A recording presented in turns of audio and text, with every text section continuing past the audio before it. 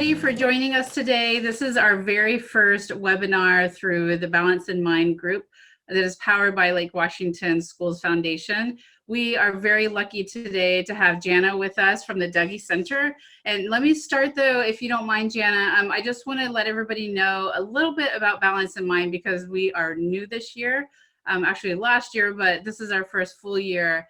And I think it's important for people to know who's bringing you this information tonight, and so that you can continue to get to tune in with us to get more resources. So Balance in Mind was started by a few parents, as many things are, who were concerned about the access to mental health in our district. It was originally kind of the response to a suicide that occurred in the school district, and parents realized that there just wasn't enough access to resources and not enough information to even know how to support our kids through that difficult loss. So through this past year, those parents got together, professionals and other parents, and got the Lake Washington Schools Foundation on board to really look at how we can make a systemic change in our district so that our kids and parents and staff and teachers all feel more supported in the mental health field so that they know what resources to get. So this is, like I said, our first webinar. And so Jana, thank you so much for being here. The information that you're bringing us tonight is so powerful. So thank you. Yeah, thanks for having me. So let's just start and tell us a little bit about who you are and the center that you work with, and we'll go from there. Okay, great. Well, welcome everyone. It's always strange to just talk into a computer screen, so I'll try to look like I'm talking to someone. So I'm from the Dougy Center. We're located in Portland, Oregon. We were the first program in the country and in the world to start doing peer support groups for grieving kids and teens. So we work with kids anywhere from the age of 3 up to 18 who have experienced the death of a parent, a sibling, a close friend, or a primary caregiver. We do also have a program for families where someone in their immediate family is living with an advanced serious illness. And we also have 2 groups for young adults, anywhere from 18 to 25 and 26 to 40, who are grieving the death of anyone in their life. Okay. And you mentioned 3-year-olds. So do you have groups for 3-year-olds, or how, what does that look like for your center? Yeah, we do. We have groups for kids. Yeah, we have groups for kids who are 3 to 5 and groups for kids who are 4 to 8. I actually don't work with that age range. I'm sort of scared of them. So I work primarily with the teenagers and the older kids, but my colleagues do a fantastic job. And, you know, the kids who are 3 to 5, they benefit from being in a room with other kids their own age who have had someone die. So they have a chance of knowing that they're not alone. They're getting to hear other kids put that experience into words, since that's such a new phase for them to be finding ways to express grief. And then they get to use all of our creative expression rooms that we have in our home, knowing that kids tend to play out their grief a lot more than they're going to be able to put it into words. So they get to do art, they get to do big energy play, dress up, basketball. We have a room called the volcano room that has big pads and bears and blocks that they can throw around. So it's really an experience for them to be able to talk, but also to play out and express their grief in different ways. I feel like that would be great for teenagers as well. And the teens get to use all those rooms as well. The only people who don't get to are the adults and parents who come with the kids and the teens, unfortunately. They're just in a room where the only option they have is to talk, unfortunately. Yeah, we need to get the parents in the volcano room also, I think. Yeah, they've asked, they see it on the tour, and then we're like, does anyone want to use it? And they're like, no, we're good. We're going to go talk. But it seems like maybe in the future. So obviously tonight I asked you to talk to us about how to support teens and tweens through the grieving process. You know, in all the various ways that our teens lose their peers and family members. And you know, we as parents sometimes think we know how to deal with this and how to support them through it. Our school system sometimes has their own way, but we really want to hear from the experts some of the solutions to helping support our teens. So what are the typical ways that a teen grieves? This is a difficult one because teens are also different. Yeah, and it's a great question. And I always say teens grieve like 3-year-olds and they grieve like 82-year-olds. And so everyone's grief can look very similar and very different depending on a variety of different circumstances. and recognizing that depending on where teens are in that specific day and that specific moment, they might be responding to grief in ways that feel very articulate and mature and wise. And there may be days where they're experiencing and expressing their grief in ways that remind you of them when they were 3. So just to know, it's hard to give like this, here's this concrete category of what teens look like. But I will say that after I've been at the Dougy Center for 17 years, so I've worked with teens that entire time. So all the information that I'm sharing tonight is coming directly from them, not from like a book or an academic journal or anything like that. I'm just translating what they have shared with me. Right. And when I think about teens and grief, I think about their grief showing up in 7 main ways. So first off is physical.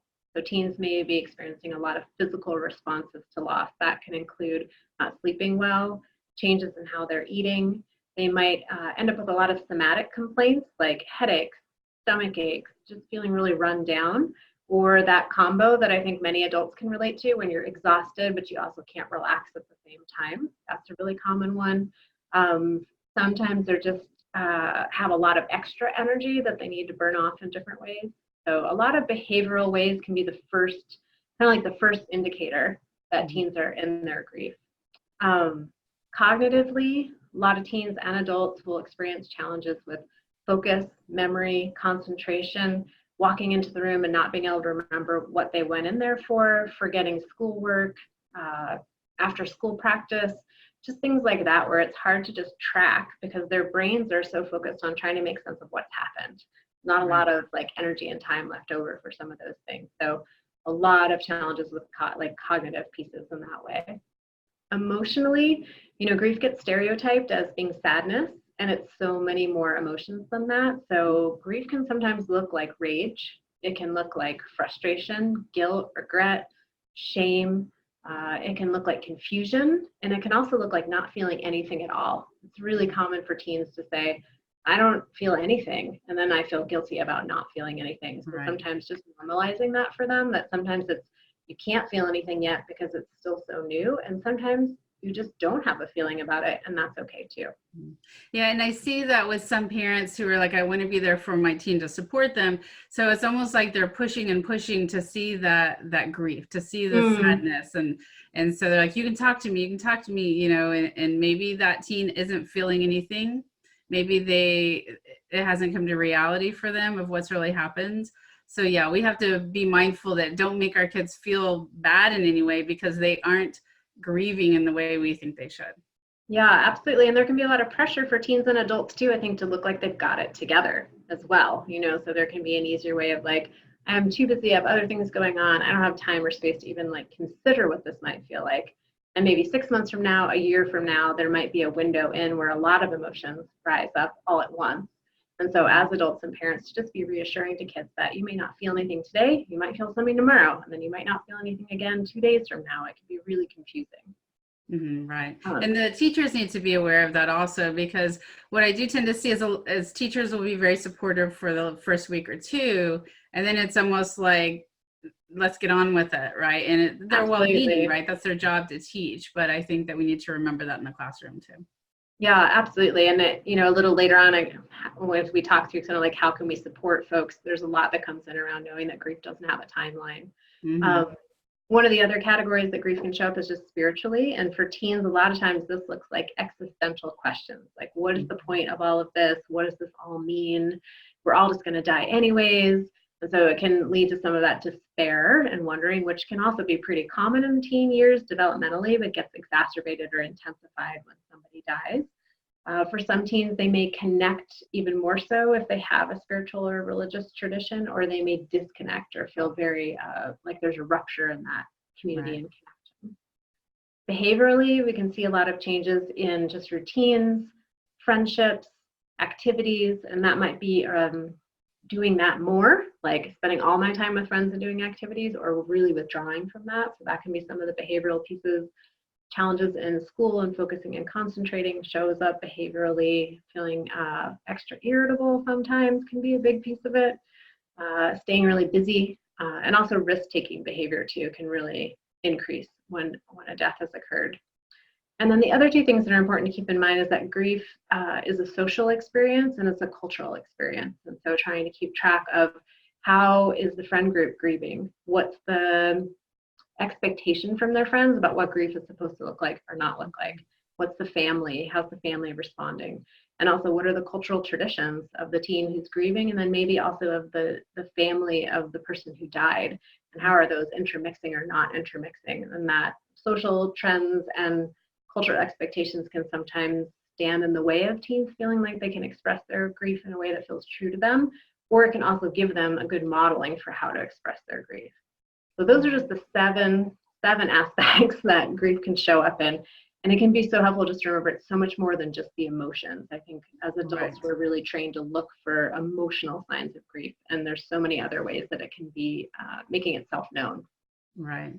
One of the things you mentioned that is so true that I've seen that happens with the teens when a peer passes away is that there is this great connection, this group bonding for a week or two or a month, and then that kind of dissipates and the teens are almost on their own.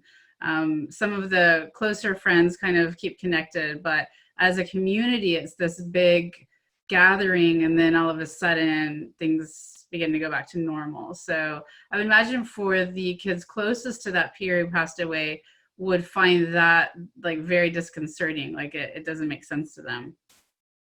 Absolutely. This feeling of like, did everyone just forget? They're all just moving on. And it can increase that sense that nobody gets it, nobody understands us, and nobody values that person or the friendship that we had with them. Right. So, like, as you said, it's totally accurate that right at the beginning, there's this influx of support and gatherings and people writing things and social media and all of that. And after a week or two, just totally dissipates. And the kids who are still really, maybe at this point, just starting to get into being able to realize what this loss really means.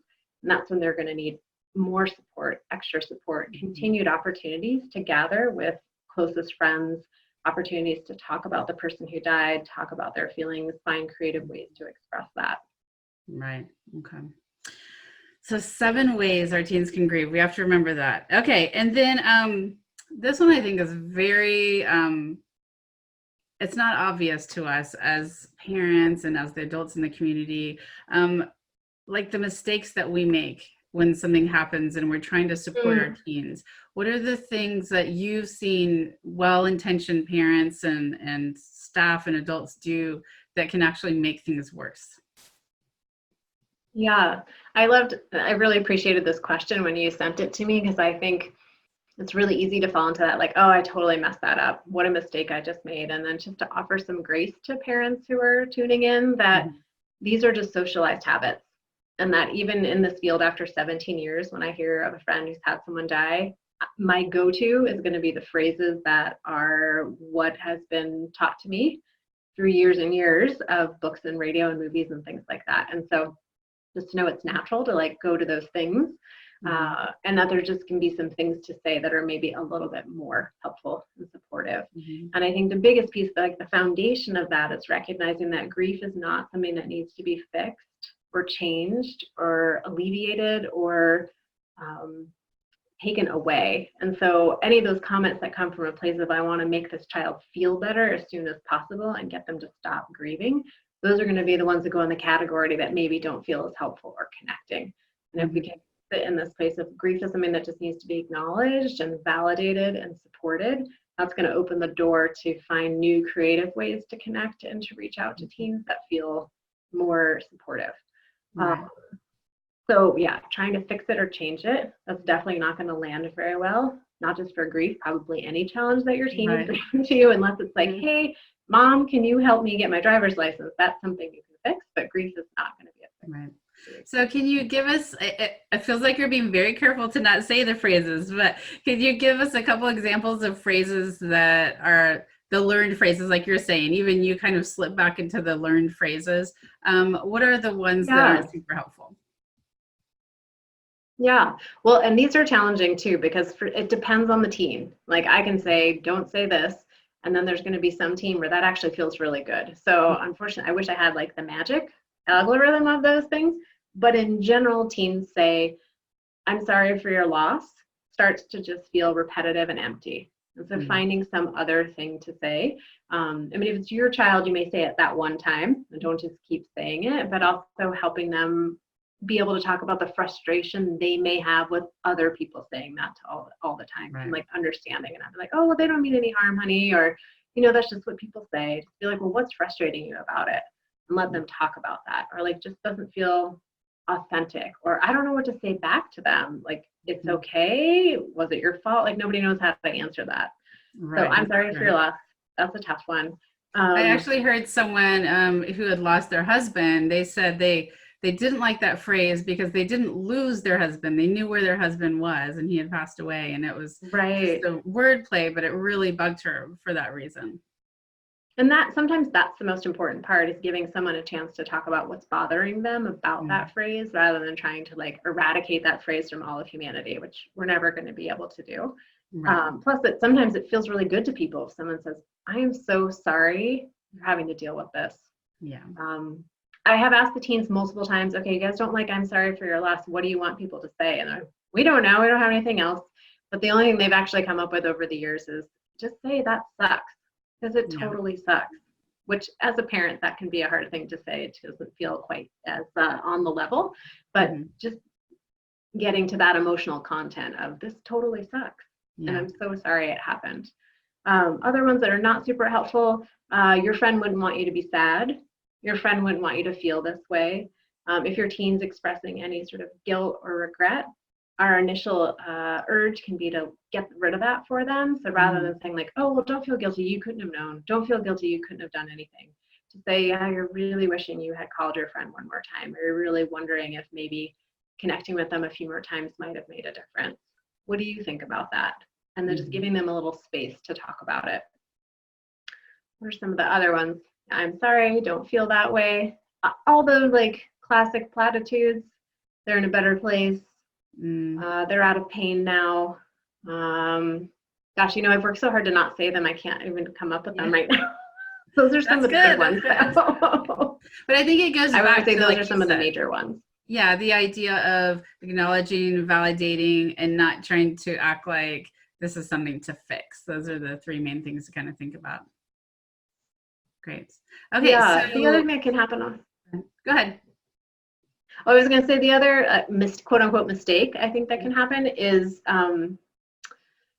dismissing or downplaying a kid's grief because maybe you think the relationship wasn't as important in some way. So sometimes it might be, say this is a teen and it was somebody who died that was on their volleyball team, but they really didn't even know them. They've been experiencing a lot of grief for a lot of different reasons. And so it can be quick to be like, why am I so upset? They barely knew this kid. And again, it's an opportunity to say, well, what did this kid mean to you? What did you like about them? What did you not like about them? It gets you to open up that conversation where they can talk about the person and their life and what that life meant to them. And sometimes the grief, I think, at this age, when the loss of a peer, is that it brings up the whole concept of mortality and that existential crisis that you're talking about. Yeah, they may not have known the person at all, but it's like, wait, this is somebody my age, my school, I know what they look like. So it's, you never know how it's going to affect people, even when they didn't know the person at all. Yeah, and it can bring up fears of other people in their life dying. Maybe they're watching the close friends of the student who died and what that's like for them, and imagining what it would be like if that were to happen in their life too. Right. And it may trigger some feelings that they have, especially if a peer died by suicide, that it may bring up their own depression and anxiety issues that they have. Yeah, and if you've got a kiddo who's maybe struggling in those realms, and it might be someone that's just part of their school community, it can bring up a lot of their own worries and wondering, and be like a really important time to be checking in even more so and trying to connect kids with other sources of support too. Right. The other thing I think that can happen too is if adults are in a place where maybe they're feeling run down or stressed out, and their teen is trying to have a conversation with them, or they're trying to start a conversation about grief, and they're just not in the right emotional or mental place to be having that conversation. That can go haywire a little bit, and then adults can end up personalizing it. And so I would say, like, the number one thing for adults is make sure you're well resourced before you try to have these conversations with your teen too. Right. So what do you say if there's a parent who is very stressed out about it? How do they deal with it in the moment? If they realize they are not energetically or emotionally in a spot where they can deal with it, what do they do? Because you don't want to shut your teen down, but like you said, if you're not ready to deal with it, you can make it worse. So what is your advice for that? Yeah, I mean, I think there's a great opportunity for modeling of saying, you know, I'm so glad you're wanting to talk about this with me, and I really want to be present with you in this conversation. It's so important to me. I just got home from work. I need maybe like 10 minutes to just like unload my car and settle in for just a moment and like wash my face, and then I can come sit with you. Or if it's going to take more time than that, it might require like, in this moment, I can't be present with you, and I really want to make sure we have this conversation. Is there someone else we can have you talk to in this moment? Is there a friend you can call? Is there another relative we can get you connected to? Those kinds of things, so that you're modeling. It doesn't always have to be me, but it is important. I value it. I appreciate it. And here's what I'm going to do to take care of myself so that I can be really present with you. Right. What a great way to role model, because they're probably going to have friends who are in the same boat where their friend comes to them for support, but they realize I can't do that right now. So the role modeling there is really important. Yeah, not always easy to access though, for sure. Right. Yeah. Yeah, sometimes our emotions take over, but yeah, we have to do our best we can to be there when we're there emotionally, and if we just can't do it, we need to be upfront about it. Yeah, totally. Because all the fears I think that the teens kind of face, also parents also, that brings it up for them that my teen is mortal, and that there's things going on, there's issues going on in the community. And I know when we lose a young person in our community, there's parents that are just wanting information, and kind of a lot of them are looking at, is this my kid? You know, am I worried about this for my kid, or how am I going to support my kid? And so there's a lot of heightened emotions for sure. Okay. One of the things that I've seen happen sort of spontaneously in the community after, if there's a death that's, you know, of a teen at a high school, is giving the teens themselves a chance to come together and talk or hang out or do whatever it is they need to be doing. And at the same time, their adults, their caregivers can be in the house having their own sort of informal peer support. So it's going to be a great opportunity to be talking to the other adults. What are you seeing in your teens? What's coming up? Where are you getting stuck? What are you feeling afraid about right now?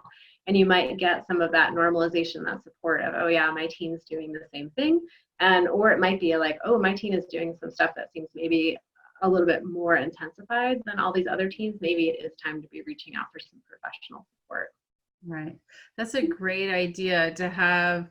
I think there's a lot of times when the teens get together, but not as much where the parents get together to just talk. I know in our community, we've had a lot of like forums where there's experts there, but maybe it is just good for the parents to just be there as parents together as well, and remind each other they're there to support each other. Right, because there can be the information gathering, which makes sense. You want to know, you want to be informed. How do I best support my teen? But then how do you get support from one another for yourself? Because that's going to be one of the best ways to be supportive for your teens over the long term. Right. Okay. Got me thinking on those fronts. Okay. So, you know, we've talked about things not to do, right? And what are like the key things that we should do when our teens find out that a peer has passed away? What's kind of your first thing that you should do as a parent? I think checking in with your teen and making sure that your teen has the right story. Because a lot of times there can be misinformation, rumors flying around, all kinds of information that's not correct, that can be creating a lot more additional emotional distress.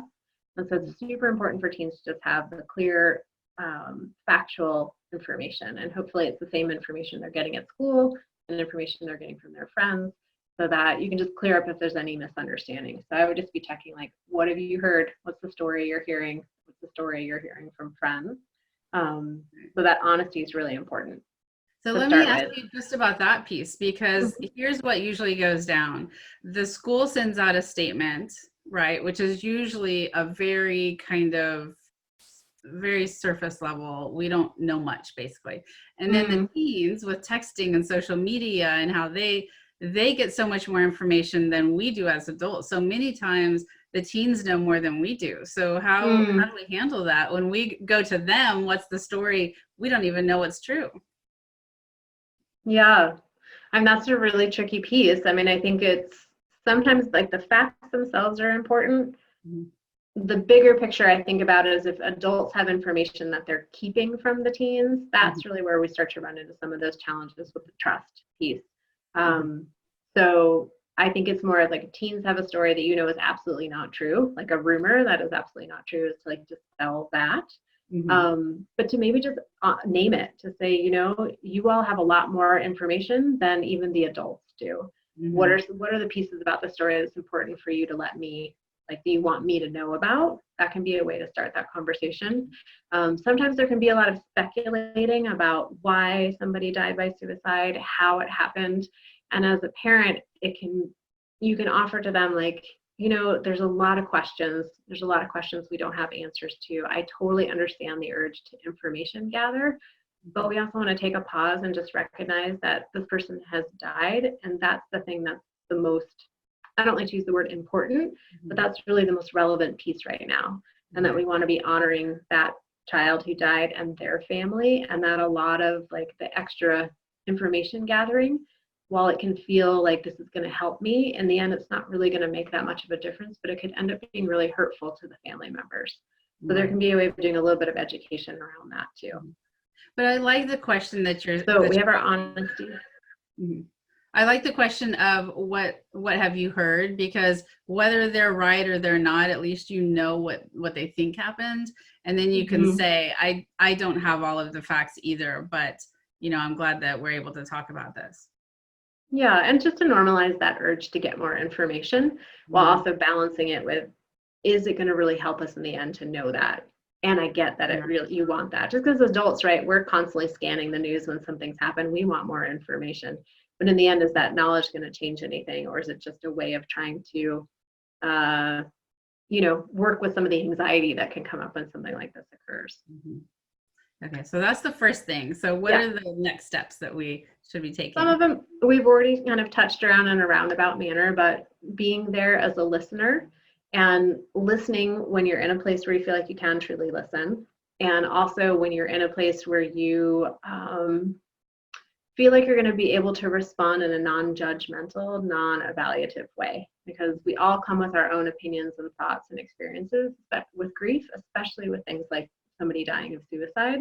And so having to keep some of those judgments in check, because those aren't going to be super helpful for our teens. If it's like, I couldn't believe, how could they do that to their parents? They're so selfish, all those things that can be said. It really stigmatizes the person, and it stigmatizes people who are struggling with thoughts of suicide. And if your teen is ever in that position, if they know you have really strong judgments about that, it might keep them from being able to even come to you for support, because they're afraid that you're going to be mad at them in some way. So listening without evaluating or judging, or having some of maybe what your notions about suicide or other ways that people have died come out.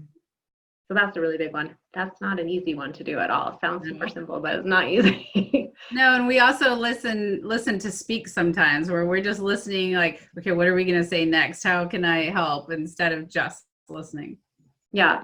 One of the skills that we use at the Dougy Center is a very, very simple one of just like giving the words back to the kids and the teens, not all of them, but just like a summary of it in some way. And that gives me, as the listener, a chance to really tune into what kids are saying, but it also makes me pause so that I'm not formulating what I'm going to say next, because I'm trying to pay attention to what they're saying, because I know I'm going to try to say it back.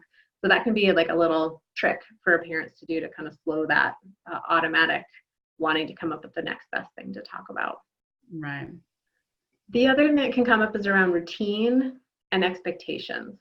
So that one can be a tricky thing of like, how much do we hold to the daily expectations and routines in terms of school and homework and chores and ways of helping around the house? And where are the places where we're flexible? And that's going to be tailored to every kid. But most of the teens have said to me that they really appreciate when people keep the same expectations. So not just throw them all out, but then also be open to having to be flexible. Because there's this diametrically opposed urge in teens of wanting to be like, everything's fine, everything's just the way it always was. How come nobody's noticing how different it is? Right. So that can be really confusing for adults, but this might look like, hey, it's your turn to unload the dishwasher. Tuesdays and Thursdays is your dishwasher night. I know you were talking to me earlier, it sounds like it was a really hard day. You're feeling like you can do the dishwasher tonight, I'd really appreciate it. If you can't, let's talk about a different plan. Same thing with school. saying like the expectation is that you're still going to go to school and do your schoolwork, and let's check in if things are feeling overwhelming. Mm-hmm. And I imagine some of that difference from what the kids need depends on their personality type, that if they're the type that need to have everything planned and scheduled and know what's coming next, they would crave that routine more than the kid who likes the flexibility and doesn't need to know what's going to happen. Yeah, and sometimes grief can upend that for people. So it can be a really life-altering experience. And so maybe a kiddo who's used to always needing to have everything planned suddenly just doesn't want to do that anymore. That doesn't feel right anymore. Or somebody who used to be okay with kind of like rolling with how things were going to unfold now is feeling like I need more predictability. I need to know what's going to happen next. So just be aware that your teens might show you a different side of themselves when they're grieving as well. Right. That makes sense. What else do we need to know? Well, finding resources for grief support in the community. You know, there are quite a few grief peer support group programs in Washington State, but in your specific area. So knowing who those programs are. Mm-hmm. Sometimes a teen is not going to be a fit for the actual program, but those services might be able to create a short-term grief support group just for the teens who are most affected by the death in the community too. So getting creative about ways to create those support systems for them. I think remembering to keep checking in, and that goes back to what we were talking about earlier of grief not having a timeline. So, you know, you might be checking in with your teen a whole bunch in the first couple of weeks, first month, but then keeping track of that teen who died, it's their birthdays this month. I'm going to check in with my teen and see if that's on their radar. We're getting really close to the anniversary of when that person died, or maybe that person was part of your teen's softball team and the season's about to start up again. So checking in around those more significant times can be really helpful. You know, and then just if a teen's like, I'm fine, I want to talk about it, be like, okay, well, I'm going to check in again in 2 weeks, just so you know what's coming, right. So that they know that you're still going to be having it on your radar. Mm-hmm. And then reassuring them that it's okay to be having fun. I think sometimes for teens, if someone dies, they think there's this expectation they're supposed to be sad and morose and not do anything. This is just honoring of the person who died, but to remind them that like joy and connection and family and friends is still part of life, and it's also part of grief. That they're hanging out with their friends and eating pizza and laughing and joking, it's not disrespectful to the person who died. It can be super helpful. Yeah, I think those are my big ones. I don't want to overwhelm people with too many things to do, but being honest, listening without evaluating, being available and continuing to check in, and then, you know, helping teens question the stereotypes that come with grief, that it's supposed to look a certain way or wrap up at a certain time, or have a certain expectation for what their behavior is going to be. Mm-hmm. Yeah, we just have to be there and let them know that we're there, even in the times where they're like, I'm fine, you know, don't bother me, that you coming and asking them keeps that door open, that they know you're there when and if they want to come and talk. The other thing that can be really helpful, and I'm glad you said that because it sparked that for me, is sometimes we can get focused on checking, how are you feeling? How are you doing? How's your grief? How are your emotions? And sometimes an easier way in for teens is say, tell me about your friend. What were they like? What did they like to do? What did you enjoy about spending time with them? What was the thing they did that really like irritated you? What was something they wore all the time? What was their music that they liked? Just letting them have a chance to talk about that person and that person's life and what it means, what it meant to your teen. When people die, sometimes they get only remembered and thought about because of how they died. And that can be particularly true when it's a death that has more stigma associated with it, like an overdose or a suicide. And so it can be especially important to give teens a chance to talk about the person's life and what it meant to them. Mm-hmm. I love that. Yeah, you're so right that especially we as adults in a community, we start to talk about the issue and we forget about the person many times. Yeah. And that can, you know, that can open the door too. If every time your teen sees you, they know you're going to ask them if they're sad. They may not want to be, you know, they're like, no, I'm fine. But if they know that they see you and you're going to ask them about their friend, then that might be a window into, yeah, my friend was so amazing at, I don't know, something the teens are doing these days. I'm a little out of the touch. They were so amazing at that. And I learned so much from them. And I've just been really missing them because every time I open that app on my phone, I get really sad. I started crying about it last night. So it can be that door in to talk about those feelings too. Yeah, and that also makes me think that it doesn't always have to be about that death or that, the issue. It can just be connecting. So taking them out for bowling or coloring with them. And those are the times when they do start talking, I find, is when it's not here, let's have a conversation about this. It's just you Mhm. being there and relating to each other and connecting to each other keeps that door open for that conversation if they want to dive deeper. Yeah, and it's a great point too about how, we stereotype grief as emotions, and we stereotype the way to process grief, quote unquote, is to talk about it. And to remember that teens need those opportunities for creative expression as much as the younger kids do.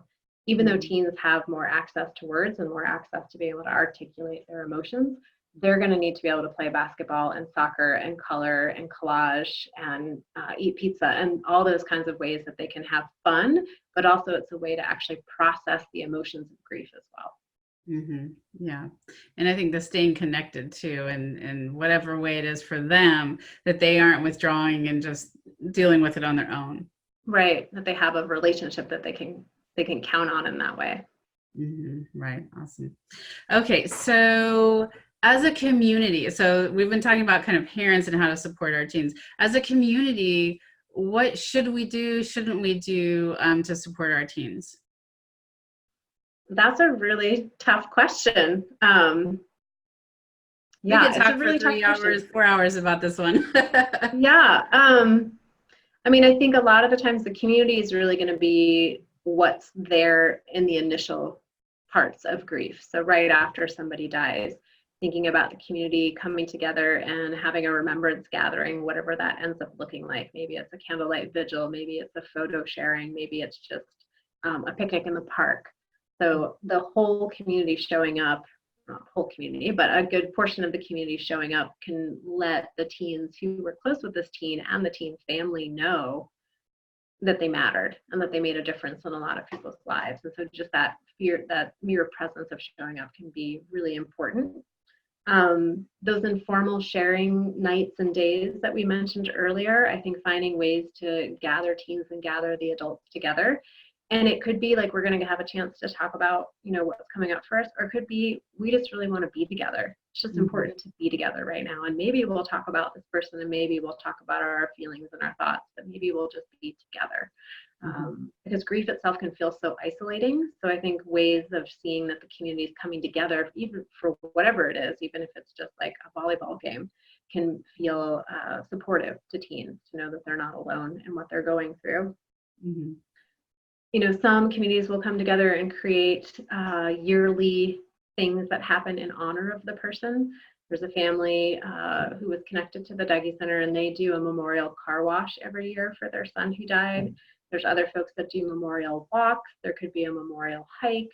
Whatever's going to fit within your community, and that might feel connected in some way to the spirit of the person who died. Right. So I think about those things because that can mean a lot to teens, especially if it happens after the first year, to know like, oh, people are still thinking about my friend. They're still thinking about my teacher. Right. What are your thoughts about parents coming up to the school like right after something happens like this? Like just being there. Is this good? Like, is it going to be helpful? Hmm.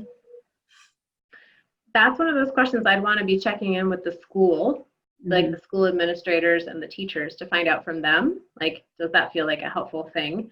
And also to be checking in with the teens, possibly not right after someone has died. Like, if there's a time in your community where that's not it's not the immediate reaction, to be able to do a little more preemptive planning around that. To Hmm. think, here's an idea we have as adults, as parents, as caregivers. What do you all think? What do you think would be helpful in those moments?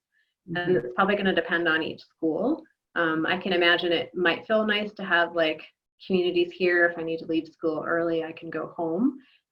For other schools, maybe it's just really important to the students to feel like it's a normal day, even though something very abnormal has happened. And then suddenly an influx of parents can make it feel like not a normal day at all. Okay.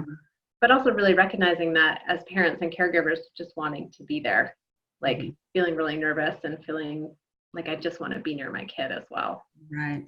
Yeah, I think that parents obviously it's a difficult time for parents also.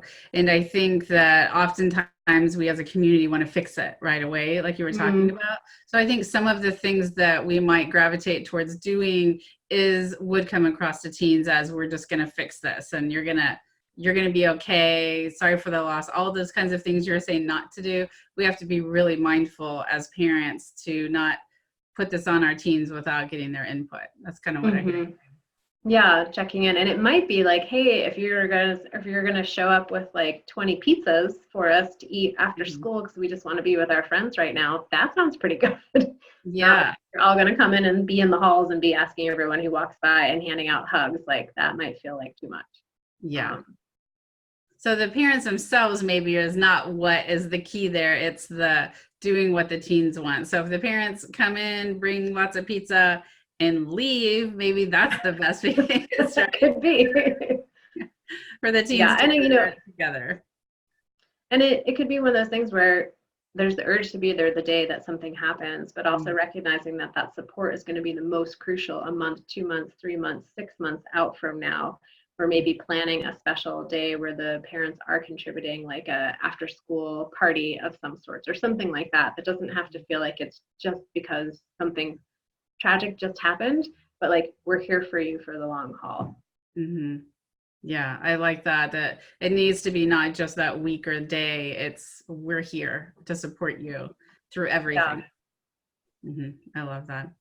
Okay, one last question and we will wrap it up for tonight. So what are the signs that we need to get help beyond ourselves, like that we need to call in the experts to help our teens? What do we need to look for?